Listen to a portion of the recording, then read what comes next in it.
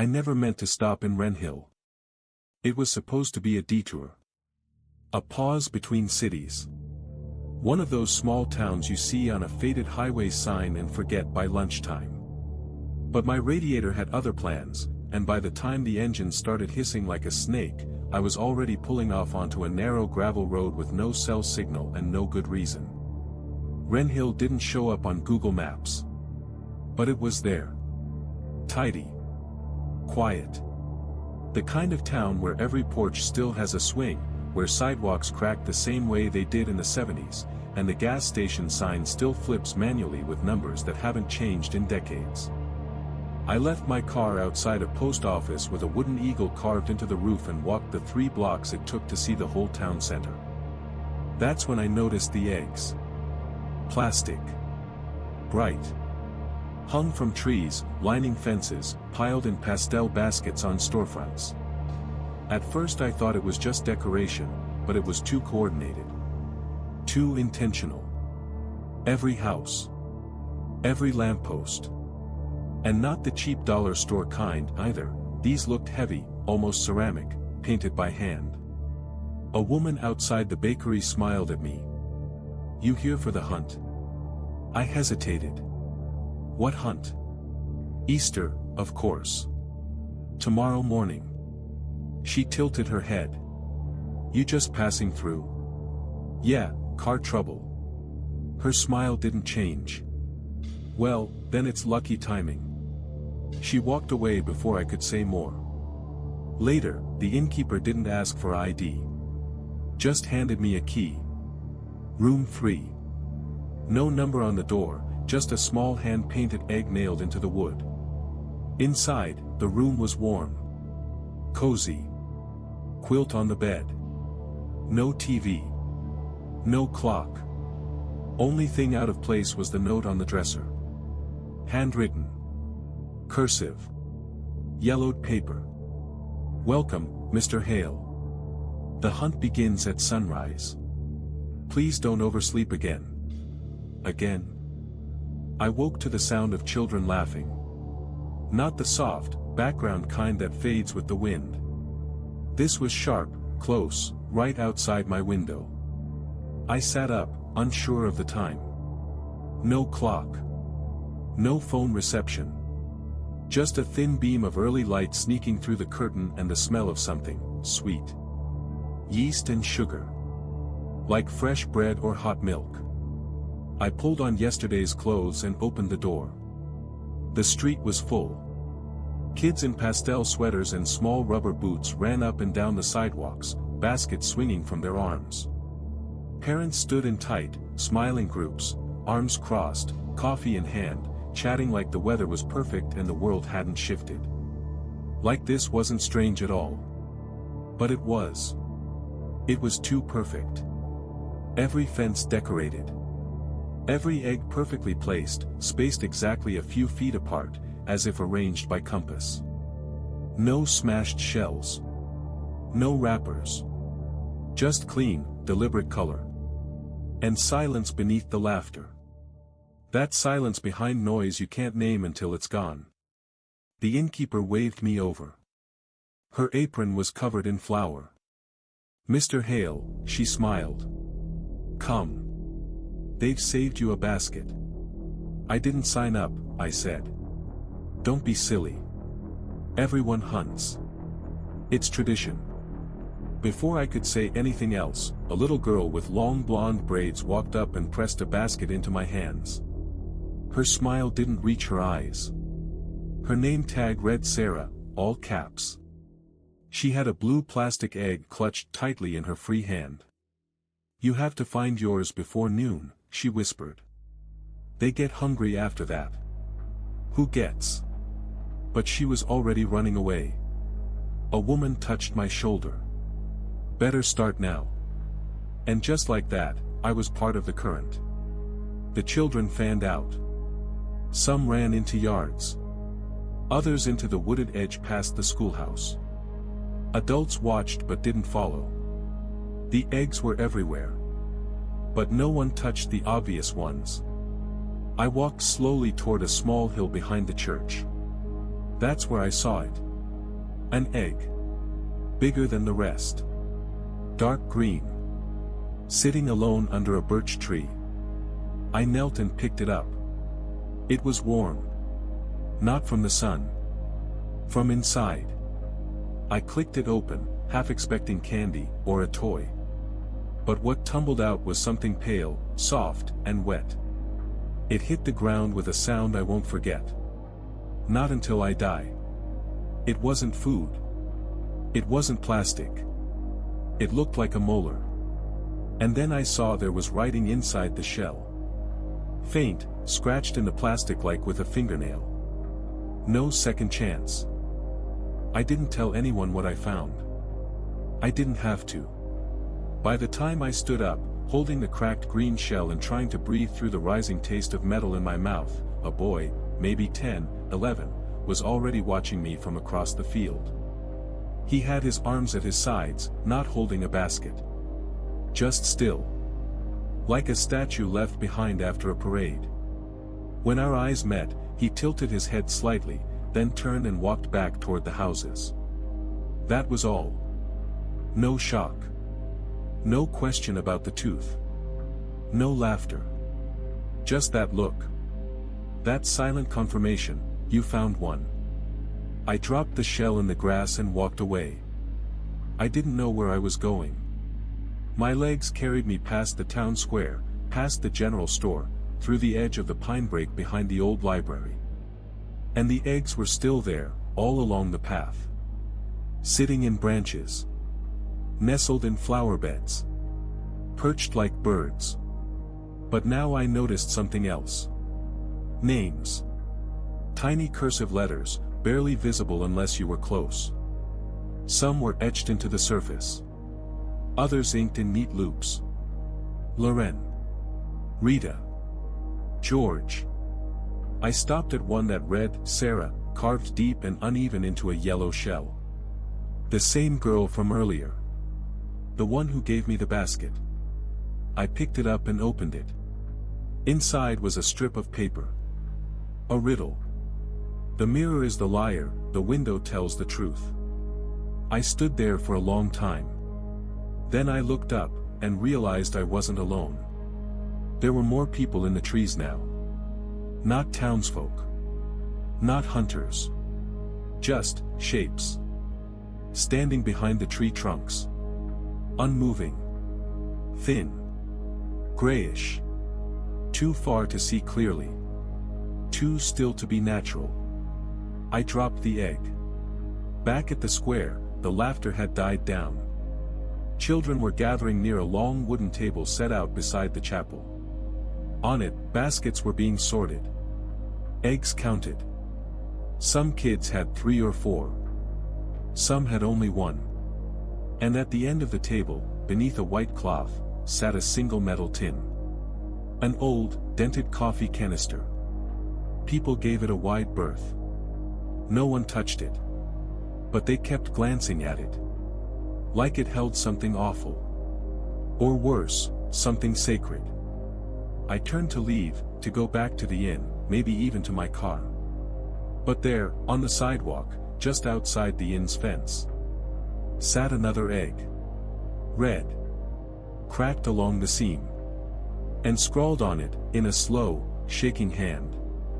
Mr. Hale. I didn't touch the egg. Not right away. I stood there on the sidewalk, staring at it like it might crack open on its own, like something inside was listening, waiting, for my hands. The lettering wasn't just written. It was carved. Deep, jagged cuts into the plastic shell.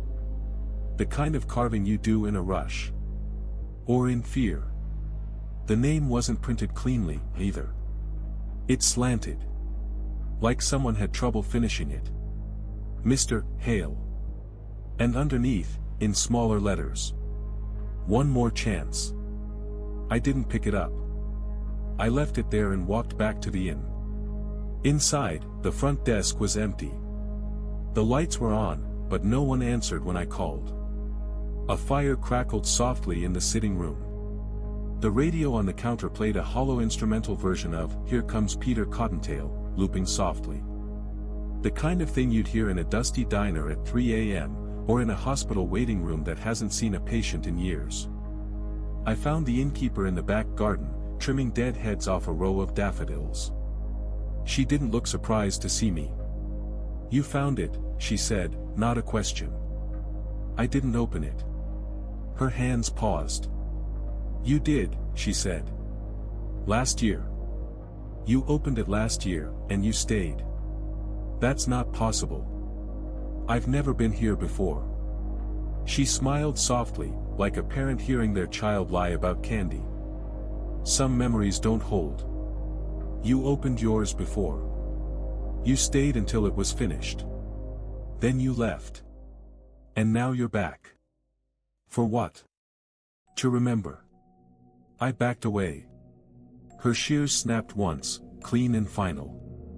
"You should open it before sunset," she said. "The others already have." I didn't ask who the others were. I didn't want to know. Back in my room, the egg was already there. On the dresser. Same red shell. Same carving. But now the message inside had changed. I opened it with shaking hands. The tooth was gone. Now, it held a slip of paper. One side blank. The other had 2 words in smeared black ink. "Look behind." I turned, heart hammering. The mirror above the dresser wasn't reflecting me. It was reflecting the room, yes. The dresser, yes. The egg, yes. But no one standing in front of it. I didn't leave my room that night. I tried. I stood at the door with my hand on the knob for a full 5 minutes, telling myself it was all in my head. That I was just tired. That some strange local tradition had wormed its way into my thoughts and wrapped around the loose ends of my memory. But when I looked out the window, the town wasn't dark. It was glowing. Eggs lit up the streets like paper lanterns. Hundreds of them. Thousands. Nestled in grass. Hanging from porches. Floating in shallow bowls of water along the sidewalk. The light inside them wasn't electronic. It pulsed slowly. Soft, like a breath. Like something alive. I closed the curtain and sat on the edge of the bed. The egg was still on the dresser. Closed again. I didn't touch it. Not this time. I slept with the lights on. Or I think I did. Because sometime before morning, I woke up to a knock. 3 short taps. I sat up. No one outside the door. No shadow through the crack. Just silence. And then, on the floor in front of the door, another egg. Green this time. Larger. No name. I didn't open it. At sunrise, I left the room. The town was back to normal. People sweeping porches. Children playing hopscotch. The same music playing from the bakery radio. No one looked tired. No one looked different. I walked toward the church. The table from yesterday was gone, but the coffee tin still sat alone on the grass. I approached it slowly. Inside were egg fragments. Cracked. Burned. Some with ink still smeared across them. And tucked beneath the shards, photographs. Old Polaroids. Dozens. I pulled one out. It was a picture of me. Standing in this same square. Holding a red egg. Smiling. Another photo showed me running. Another, kneeling in the woods, hands covered in dirt, something behind me. But the last photo was different. It was newer. I was asleep. Lying on the bed in room 3. Lights on. One hand resting on my chest. And standing at the foot of the bed was a figure holding a glowing egg. No face. Just the shape. And a note pinned to the bottom of the photo. Welcome back. You're almost ready to stay. I packed my bag. No ceremony. No note. No goodbyes. Just shoved what I brought into the canvas duffel, zipped it like it might bite, and walked out of room 3 without looking back. The hallway was empty. The lobby quiet. Same fire burning, same clockless walls, same radio looping that awful tune with too many gaps between notes. Outside, the sky was too blue. I didn't trust it. I headed straight for my car. Still parked near the post office. No ticket. No dust. Like nothing had touched it since I arrived, except the egg on the windshield. Bright yellow. Thin crack running across the top. And inside it, barely visible. A black string. Not a paper. Not a prize. Thread. Still moving. I didn't open it. I kicked it off the hood and got in. The car started on the first turn of the key. That should have comforted me. It didn't. I didn't look in the mirror. Not once. Just backed out, turned onto the gravel road, and watched the town shrink behind me in the rearview. I made it 5 miles before I felt it. Pressure. Not pain. Not nausea. Just this, fullness. Like something pressing out from the inside of my chest. A throb behind my ribs. I pulled over, popped 2 buttons of my shirt. And that's when I saw it. Right beneath the skin of my sternum. A shape. Oval. Smooth. Shifting slowly. I pressed my palm to it and felt heat. Faint. Like an ember in cooling ash. It pulsed. Once. Twice. 3 times. Then it stopped. And I knew. The egg wasn't in room 3 anymore. It was in me. I made it to a town 3 hours south and collapsed in a diner booth. The waitress brought me water. I couldn't stop shaking. She asked if I needed a doctor. I asked if she'd ever heard of Wren Hill. She paused. Blinked. Then smiled like a wound opening just wide enough to show teeth. "You're back early this year," she said. I didn't go home. I drove aimlessly for hours, crossing state lines without noticing, chewing on the same thought like it was stuck in my teeth. There's something inside me. And it knows I'm trying to run. It wasn't fear anymore. Not panic. It was recognition. A bone-deep knowing that the thing growing in my chest had been there longer than I realized. Maybe since last year. Maybe always. That night, I slept in my car on the edge of a rest stop somewhere in Idaho. Parked under a yellow light that buzzed like it had something to say but forgot the words. I dreamed of eggs. Not plastic ones. Real ones. Slick and veined.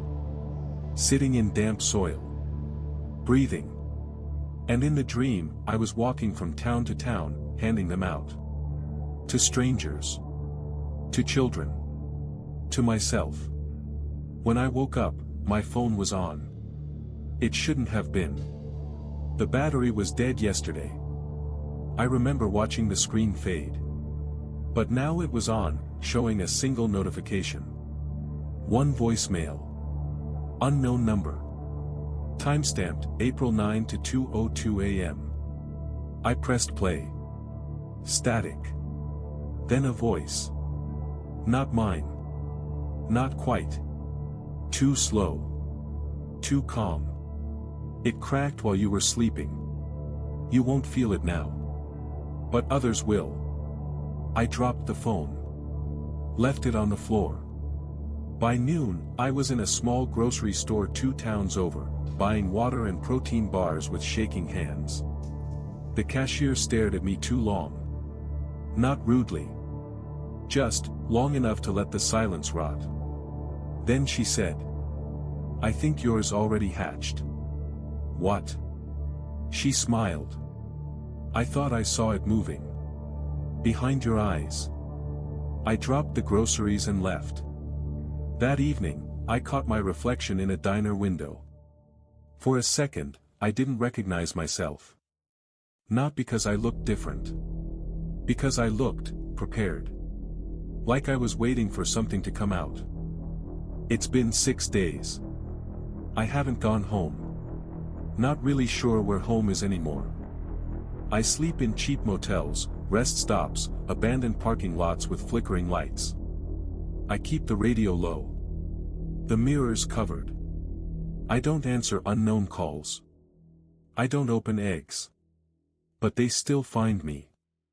The first was in a laundromat in Nevada. I was loading clothes into a machine when I heard the click, soft and familiar. Turned around and there it was. A single egg. Pale blue. Resting inside a dryer that hadn't been used in years. The door was open. The inside spotless. The egg sat perfectly centered on the drum. It wasn't warm. It wasn't labeled. I didn't touch it. The second time was worse. I was walking past a playground after dusk, cutting through a neighborhood I didn't recognize. I just wanted a shortcut. But as I passed the swings, a girl, maybe 5, 6 years old, called out. "Sir! You dropped this." She was holding an egg. Green. Faint cracks in the shell. Something dark smeared on one side. I shook my head. She smiled. "You're one of them now, right?" I ran. But the worst was yesterday. I was sitting in a diner. Different town. Different state. And across from me, 2 booths down, sat a man who looked like me. Not exactly. But enough. Same build. Same stare. Same tired, haunted posture. We made eye contact. He nodded, slowly. Then placed an egg on the table. Red. Identical to mine. He mouthed something. I didn't hear it. But I knew what it was. "It's your turn." I don't think Wren Hill is a place anymore. It was once. But not now. Now it's a mechanism. A womb. It doesn't need to trap people inside anymore. It sends them out. And I'm one of them. I haven't felt the thing inside me move in days. That's the part that scares me most. Because I don't think it died. I think it left. And now it's looking for someone else.